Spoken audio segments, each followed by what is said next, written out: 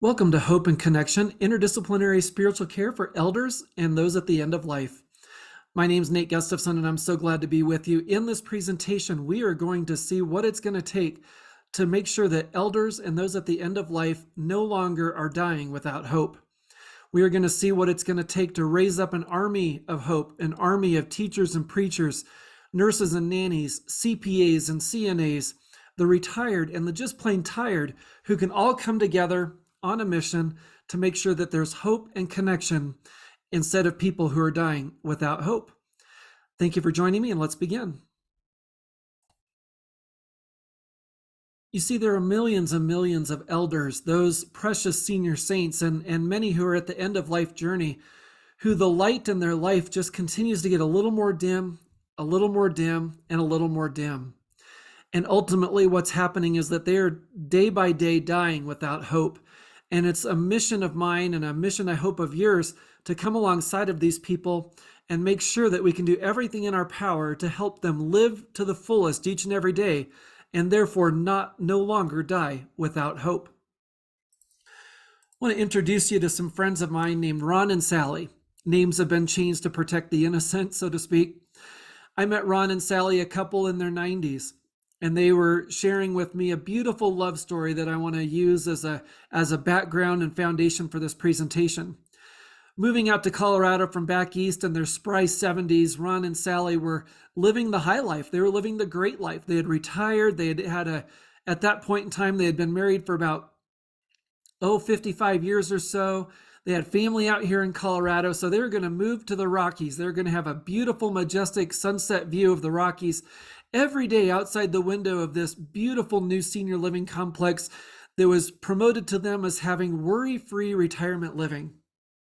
And so Ron and Sally had it made. 5-star meals, lots of friends, loved ones, activities, social life. It was all going so well until it wasn't. You see, at some point, their eyes were fading and failing, their knees were cracking and creaking, their shuffle was shuffling along slower and slower, to the point where they made the difficult decision to move across the campus to an assisted living building where they'd have their independence at one level, and yet they'd have a lot of assistance at another. It seemed like the best of both worlds. And so as they moved into assisted living, they began to make new friends. They began to get to know the staff. They enjoyed the meals. They enjoyed the social life. They enjoyed everything until that day that they got news that one of their adult children had died. Thrown into just a pit of despair, darkness, difficulties, despair, death had crept into their life in an unexpected way, and they just didn't know what to do. Then throw in the COVID lockdowns that happened about the same time. Then, complicating upon complication, one day Sally was trying to literally lift Ron up out of bed, and she fell. And in a moment, in a second, bones were shattered, and so were her dreams. Sent to the hospital, they could get most of the bones fixed, but the dreams were another story. She went through hours and hours of painful agony just trying to get up. She'd move around, she'd take physical therapy, she'd work and she'd work and she'd work, but without Ron by her side, her eyes grew a little dimmer. Her energy grew a little lower. Ron's dementia decided to creep in. His heart started to skip a few beats. Overall, they were in deteriorating condition when they both decided just to make the most of it and live together in a long-term care setting to where they could share a room, have both of their beds together in this one room, and then have their couch and their chairs and their dressers in another room to make it like a living area. And so give kudos to the staff. They did everything they could to create a beautiful environment for this couple that had so many losses upon losses and difficulties upon difficulties. And their light was growing dimmer, and their hope was growing darker. And each and every day, they were further down in their journey as they were dying without hope. Ron was referred to hospice care before Sally. his heart was really in bad shape, and the family had decided no longer to pursue hospital treatment. They just wanted comfort in the peace of their own little home where he and Sally could be together. So as their hospice chaplain, I had the privilege of going to meet with them, and I let the staff know one day that when I walked in, I was here to see Ron and Sally. They kind of gave me that look, and you know that look. They gave that look. I said, well, tell me about Ron and Sally. And they said, well, Sally is quite interesting. She's got quite a bit of spunk and energy, and Ron's just a total delight. You're going to love him. But then they said, well, be careful, though. I said, well, why? Well, Sally's a bit of a, how do you put it, an acquired taste. I said, oh, okay. So Sally's an acquired taste. I said, I like acquired taste. We'll get along fine. Eventually, I was summoned to meet with them. I sat down with them in their little home, and they were so warm and kind and just started sharing their love story of 70 years with me. But it all boiled down to the point where their biggest concern, it wasn't just Ron's heart, and it wasn't just Sally's eyes, and it wasn't just Ron's brain, and it wasn't just Sally's knees. Their biggest concern was they just felt like they had lost so much, and now they felt like they were losing their privacy to boat. They just wanted 2 hours where they could lie down together in bed and take a nap without being interrupted. And I thought about it, and I thought about it some more, and I realized, wow, that's really the picture of how much that they had lost, to the point now where they were just longing for a little bit of peace and time together, and to hold each other's hands and fall asleep in each other's arms, taking a nap. You see, Ron and Sally represent so many. They represent the people who in Erickson's stages of development are in that 8th stage where they're really battling, how do we continue to live with integrity, that desire for peace and wholeness, and not give way to despair, regret, and hopelessness. They're one of many, many people I've met with over the years who are asking themselves, how do I live with meaning in the midst of this madness? How do I live with a confident peace instead of a chaotic crazy? They ask themselves, was it worth it? Was it worth it to live this long, to be in this far advanced of an age? Was it really worth it? Where's the hope in spite of all that's been going on? They ask the question, honestly, how on earth did I even get here? So Ron and Sally are one in a million, literally. They're actually two in the midst of 5.6 million people who are alive today in the United States who are over the age of 85. And on top of that, there are more than 60 million people well over the age of 65. It's been tabbed as the silver tsunami, as millions and millions of elders in all sorts of different ages and stages and health conditions and healthy lifestyles are now converging at once into their golden years. And really, we're finding that so many people like Ron and Sally feel like they've done everything right, and yet they're still dying without hope. They realize that they're short on hope, and they're short on time until they can find hope before it's too late. They're dying without hope. So what do they need? Do they need more Bible studies and bingo? Do they need more Elvis and entertainment? Do they need more classes and groups and chit chats? I want to offer a solution that I believe that they really need hope and connection in order to live the fullest each and every day and not die without hope. So in order to bring Ron and Sally hope and connection, it's going to take a lot. It's going to take raising up an army of hope. And I love this song by Lauren Daigle. Maybe you're familiar with it. It's called Rescue. And she says, you are not hidden. There's never been a moment you were forgotten. You are not hopeless. Though you have been broken, your innocence stolen. I hear your whisper underneath your breath. I hear your SOS. I will send out an army to find you. In the middle of the darkest night, it's true, I will rescue you. if I could be so bold, it's like Lauren Daigle is taking on the voice of God, so to speak, is inviting us to see this from the divine perspective, the divine dance of life and death and hope and despair, and realize that it's the divine will to come and rescue, to come and bring hope and healing even in the darkest of times. And the divine has invited you and me and everyone else here to be a part of this dance, to be a participant, to be an active agent of hope as we go out and bring rescue and bring renewal and bring restoration to a world that is dying without hope. So what do we need? We need an army of hope. Again, we don't need more Elvis impersonators and entertainers. There's plenty of Roxanol and rehab suites in this world, but there's definitely not enough armies of hope out there who can come alongside Rons and Sallys and people like them and their families and offer them something that all the money in the world can't buy, and that's hope.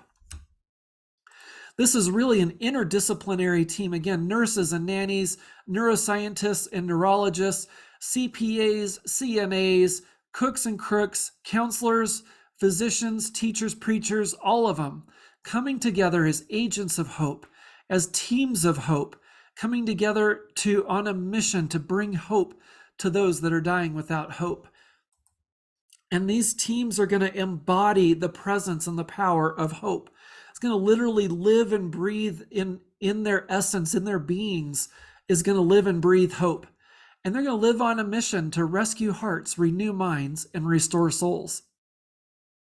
So here's the game plan, folks. We're going to raise ourselves up an army of hope, and you can do this in whatever context you find yourselves in. You might find yourselves in an assisted living context or a hospice context. You might be a part of a local church or synagogue. You might be a part of a nonprofit or a community group that just has a heart for our elders. And you see this. You see that they are in desperate need of hope. And so how do we do this? Well, we raise up an army of hope. And the first thing that we do in our game plan is that we've got to realize that hope is not a plan. Hope is not a plan, but what it is this elevating feeling that we experience when we see in the mind's eye a path to a better future. An elevating feeling that we see in our mind's eye a path to a better future. Hope acknowledges the significant obstacles and deep pitfalls along the path. True hope has no room for delusion. We are brutally and honestly looking at everything that goes into this. And we're not hiding, we're not pretending, we're not delusional about this. We're realizing that this is hard. This is hard and holy work, but I know that you're up for it. So we're going to draft ourselves some agents of hope. And I love this picture. We've got the veterinary staff, we've got the painter, we've got the plumber, we've got the nurses front and center, we've got the receptionist, we've got the real estate agent, we've got the tax collector, we've got the police officers, we've got everybody. We've got the kindergarten teacher holding the baby doll and the ABC blocks. We've got it all. And it's going to take all of us on this mission together. And so when we think about drafting agents of hope, this isn't, again, just any old soul will do, any old warm body will do. And this is all about this army of hope. We are looking for people who see this as part of their life mission. So as we draft agents of hope, we're calling on our colleagues, we're calling on our neighbors, we're calling on our congregation members, we're calling them to a transformational journey. We're calling them to a life mission. We're calling them to go out there and make an eternal impact in this world. It's not enough just to sit on the sidelines or lob a prayer once in a while. It's time to get down and dirty and get out there and bring hope and healing to a world that's dying without hope. And that's why when I was a volunteer manager in hospice work, I wouldn't put out there that, we're just looking for warm bodies who will go visit Aunt Gertrude and Grandma Susie's. That doesn't do. We have to call people to a greater mission, a great mission that's greater than themselves, saying that this is to give your life away on this mission, to make an eternal impact. So I would put out there on volunteermatch.org, are you wanting to go out there and make an eternal impact? Are you wanting to invest in the lives of elders and those at the end of life journey who are dying without hope, then come join this army of hope that's going to go out and bring hope and healing to people in our community, in our neighborhoods that are dying without hope. And I would get return flooding in. I'd get interest from all walks of life, people that were looking for ways to just give a couple hours of their free time so that they could go out and make a difference.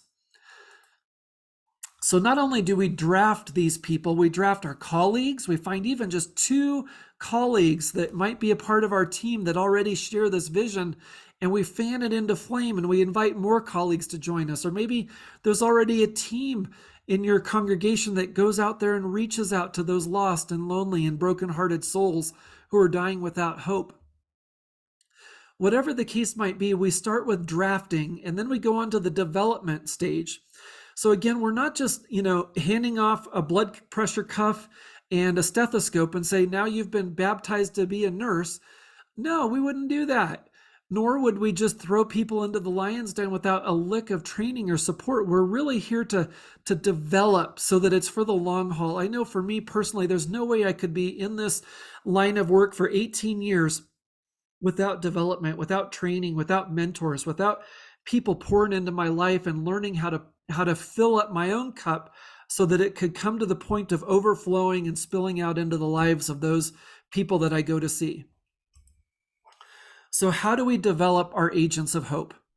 Well, first we begin by focusing on our own heart and soul. We have to be intimately pursuing a growing level of care and connection for our own heart and soul, so that we can be filled up with joy and peace and love and faith and be filled up to the point of overflowing with hope, so that it's out of the overflow that we are serving. It's not out of our emptiness that we're trying to serve. It's out of the overflow that we are trying to serve. And then next, we got to train and model this. This is caught, not taught. We have to train and model. How do we connect deeply to those elders and those at the end of life journey? We listen to the story. We listen with our hands and our head and our heart. We get our hands on the story. And then as we get our hands on the story, we start to read it and interpret it, and we're meditating on it, and we're listening to it, and we're starting to pick up on key themes and key developments, and that's in our mind's eye, so to speak. It's almost like we're hovering above the person and their story in our mind's eye to see it more fully. And then we're bringing it into our heart, not to get lost in their story or not to make their story our story, but we're really being hospitable to bring the story into our heart. So hands, head, and heart, we're listening at 3 levels. And as we're listening, we're learning. Oh, that's what was really important to them. I asked them, tell me what helps you feel closer to God, or where do you find meaning and purpose in this life, or what are your greatest sources of support, or what brings you joy in your life these days? And we're learning what it takes to get to the bottom of this person's story, ultimately because we want to love this story. We want to love Ron and Sally. We want to know that Ron and Sally, what they love to talk about, what they most love to learn about, what they most love to mention in their conversations, and find those sources of strength and support so we can love the story to the fullest. So thinking about development, again, it doesn't just mean that we're doing this one-on-one, or it's not a solo journey. This is a journey, a transformational journey for us as the care companions, for us as the agents of hope. It's a transformational journey to where we do this together. We do this in communities of hope. So hopefully your agency or your care situation can be a community of hope that has hope and strength and healing for those lost, lonely, and brokenhearted souls. So as we continue on this journey of development, we realize that it's not just a Christian journey, it's not just a Jewish journey, it's not just a religious journey, this is a whole person journey. And so Dr. David Benner in his book, Sacred Companions, talks about this specifically from the Christian perspective, but I believe that we can transcend this beyond just the Christian perspective and see that the goal is transformation, the transformation that takes place that is inside out.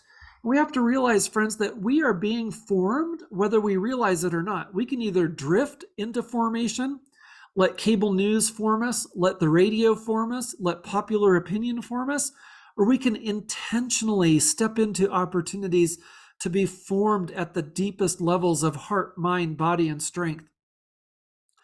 So this is Dr. David Benner's point he's making here. Properly understood, these three intended destinations of the journey, becoming a great lover, becoming whole and holy, and becoming my true self in Christ, demonstrate just how radical Christian spiritual transformation really is.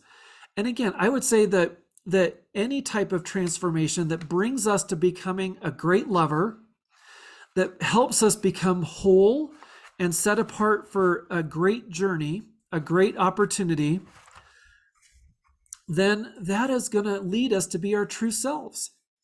So that is just why it's so radical. It's not just, again, that this is just, open up the box and add water and it just happens miraculously. This is a journey. This is a transformational journey of becoming agents of hope who are great at loving other people, who are becoming whole and healthy, filled with healing opportunities flowing out of us, and then becoming our true selves, our best selves. Not just a cheap imitation, not just a formed like the cable news that we like to consume, but deep true selves is the radical transformation that we're trying to find. Ultimately, because this is the type of person that we are becoming who can listen, who can learn, and who can love. Listen, learn, and love. It doesn't come naturally, folks. Giving advice, giving opinions, formulating our opinions and our advice before the person even shares what's on their mind is what we typically do. We're often dismissive, we're often distracted, and we're often just defeated before we ever enter into an opportunity to provide care, because we're just not flowing from a heart that is truly formed into be this agent of hope. So we draft the agents of hope, we develop the agents of hope, and then the last stage here is to deploy the agents of hope. And this is where we want to encourage to find the sweet spot of your service. You might already be caring for people directly at the end of life journey, either as a senior care provider, as a companion, as a hospice worker, or maybe your context is completely outside the realm of elder or end of life care, but you can see how this would work in your sweet spot, whether that's with children, whether that's with the developmentally disabled, or whether that's just with folks in your own neighborhood who are going through divorce or loss or grief or any sort of struggle. So deploying agents of hope is going to take us on a battle for hope. It's going to take us on a battle to fight against the forces of evil that don't want hope to continue. And so we're going to take a look at this battle on three fronts as we deploy agents of hope for battle, as we deploy agents of hope on a mission to rescue hearts, renew minds, and restore souls. This is going to take place either in our own home, with our own family, or it's going to take place out in the community where you live, work, learn, or play, or it's just beyond belief, beyond our borders, beyond our backgrounds, beyond anything we could ever imagine. And in any of those three fronts, we're going to find people who are lost, lonely, and brokenhearted. They're just in darkness. They're just in a really dark place, nowhere to go. They've lost their way. Or they're maybe quite lonely. They just are just lonely. They could be surrounded by all these people, but no one has stopped to listen. Nobody has stopped to deeply connect heart to heart with them. And so they're really suffering in silence oftentimes because of this loneliness that we know has the same health effects as smoking a pack of cigarettes a day. And then they're beyond belief, beyond brokenhearted, beyond any sort of experience, because there's things that have been dying in their life: death of a relationship, death of a friend, death of a spouse, death of independence, death of privacy, as we all mentioned, death of memory. So whether you're in your own home with your own family member, whether it's in your community where you live, work, learn, or play, or where it's beyond your borders, you will find people who are lost, lonely, and brokenhearted. And so that's what we're first of all doing as we go out to be deployed. We've got to evaluate, am I with someone who's lost, lonely, or brokenhearted, or some mix of 2 out of 3, or is it all of the above? And then we have to decide, if they're lost in darkness, how can I bring light their way? Well, the best way we can bring light to them and we can rescue them is just by a genuine care and concern for their well-being. Body, soul, mind, and strength. It's all part of it. Heart, soul, mind, and strength. It's all part of it. And in the community sense, oftentimes we're looking to help people, whether we're doing it professionally or we're doing it as volunteers. But again, we have to see what are they like. Maybe they're lost in darkness as well in the community, or maybe they're lonely in despair. Maybe they're brokenhearted. Well, we need to consider, first of all, where they're at. And then we have to determine what's the best way that we can be with them in this time and develop unique opportunities to care, connect, and bring community to them. So again, if you really see someone who is just so brokenhearted, their heart is just ripped in two over a death of love, death of relationship, death of whatever the case might be, we want to restore them back to life. We want to partner with the divine, God's agenda to bring souls back to life. And one of the best ways we can do that is in community, by surrounding them again with this interdisciplinary team of agents of hope who are each using their own gifts and graces to bring life back to this dying, disrupted soul. So take a look at that. Use that to your advantage, because if we don't, this is what's going to happen. We're going to continue to have elders and people at the end of life like Ron and Sally who are unknown, unloved, and untouched, meaning that they're dying without hope. And when you're dying without hope, you feel quite afraid, feel like you're all alone and that you're abandoned. None of us want that for our loved ones. None of us want that for our community members. None of us want that for souls that we haven't even met halfway across the world. That's why a former colleague of mine and her family completely sold everything to move across the world to South Africa just so that they could be light and be life and be love to people with disabilities in a world, especially in the rural communities, where they're less than loved, where they're less than known. No one wants to touch them. No one wants to love them. No one wants to know them. And it breaks their heart. So they did something about that, and they went beyond their borders, literally crossing the globe, so that they can reach out and make sure that these people living with these disabilities are not having their lights grow dim, but having their lights grow bright. Let's make sure that no one dies without hope. Let's accept this. Let's believe this deep inside of our heart and soul, that no one has to die without hope. No one has to die without being known, loved, and touched. It doesn't have to be that way. Envision that. What if we had teachers and preachers, professors and plumbers, nurses and nannies, retired folks and people who are just tired, who devoted even just a couple hours of their life a week to going out on a mission to either rescue, renew, or restore someone who's dying without hope? What if we can be more than just a healthcare worker? What if we can be more than just a pastor, more than just a caregiver, more than just a CNA or a CPA? What if we can do more than just our job? And what if we can live with a mission to change lives forever? And what if we share from the overflow of our heart the hope that we have, that empowers us, that emboldens us, that gives us the strength and the energy to carry on when the days are dark and the nights are even darker? What if we figured out that we can listen to someone's story without judgment, that we can learn what it's like to be in their shoes, and that we can love them unconditionally, just the way our Creator loves them? There's a beautiful song in the musical Dear Evan Hansen called "You Will Be Found."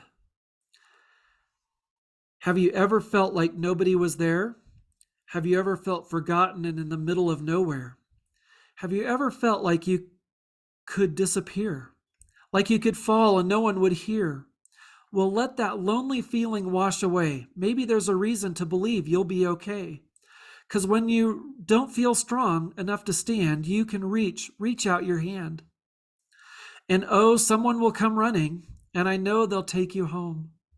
Even when the dark comes crashing through, when you need a friend to carry you, and when you're broken on the ground, you will be found. So let the sun come streaming in, because you'll reach up and you'll rise again. Lift your head and look around. You will be found. You will be found. You will be found. No one has to die without hope. No one has to die without being found. No one has to die in a series of events that make them feel like they're unloved, unknown, untouched, surrounded with darkness, despair, and death. No one has to die without hope, folks. We can be an agent of hope. We can be an army of hope. We can be communities of hope and healing and journey with our friends and loved ones so that they do not have to die alone and without hope. Eventually, Ron's eyes grew dim. His breathing changed. In all essence, his heart was in the process of shutting down. But you know what Sally did? You know what Sally did? She climbed right up into that bed next to her husband, wrapped her arms around him, and kissed him goodbye. Told him how much she loved him and that she'd be seeing him soon. And the agents of hope that were with her and the army of hope that surrounded her knew that that was what she needed to do, that was best for her, that was best for Ron. That was an opportunity for hope and connection to overrule rules and regulations. That was an opportunity for their story to be loved. And everybody had already figured out that she was going to do it anyway. Nobody was going to stop her.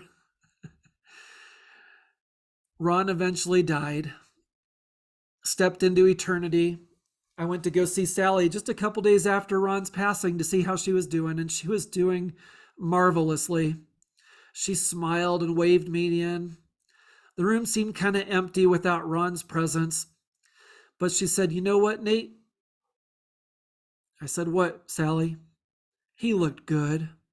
She told me about how she climbed into bed with him and how she kissed him goodbye and how she just knew that he was with her, that God had blessed her with 70 years plus with him, and that there was eternity left to go.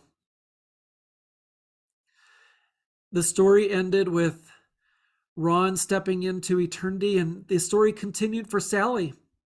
It's amazing to think of all the possibilities that really could help her. The one person who was that agent of hope, who made the biggest impact for her, was a beautiful woman who served with the activity department, who would meet Sally every day for exercise. She'd encourage her, she'd help her get stronger, she'd give her the time of day and listen to her heart, to the point where Sally was able to move into assisted living again, get her own studio apartment. She enjoyed more freedom and less rules and regulations than she had experienced in years. She was so happy. I'd see her beaming. She'd always come back to her exercise group. She made it to happy hour. Oh, she was just beaming. I went into their building last week and I saw Sally's picture. Her picture next to the residents who had recently passed away. I couldn't believe it.